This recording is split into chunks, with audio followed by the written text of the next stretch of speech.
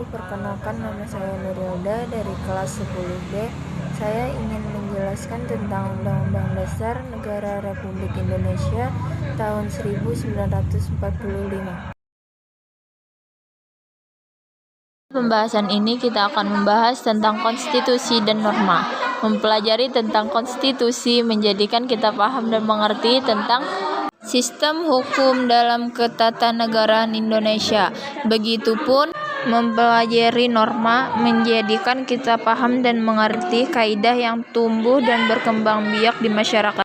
Konstitusi dalam hal ini adalah Undang-Undang Dasar Negara Republik Indonesia tahun 1945.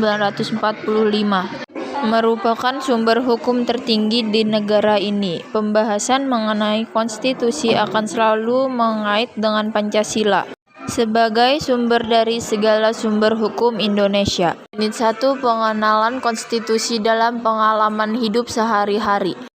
Ada dua materi yang dibahas dalam bagian ini, yaitu Konstitusi Undang-Undang Dasar Negara Republik Indonesia tahun 1945 sebagai hukum dasar tertulis, dan identifikasi pasal atau ayat dalam Konstitusi Undang-Undang Dasar Negara Republik Indonesia tahun 1945 yang terkait dengan kehidupan kita sehari-hari. Konstitusi merupakan pernyataan tentang bentuk dan susunan suatu negara yang dipersiapkan sebelum atau sesudah berdiri sebuah negara.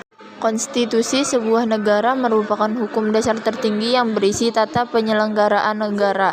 Perubahan sebuah konstitusi akan membawa perubahan besar terhadap sebuah negara, bahkan termasuk sistem bernegara yang semula demokratif bisa menjadi otoriter disebabkan perubahan konstitusi. Konstitusi merupakan hukum yang paling tinggi serta paling fundamental sifatnya. Konstitusi merupakan sumber legitimasi atau landasan otorisasi bentuk-bentuk hukum atau peraturan perundang-undang lainnya.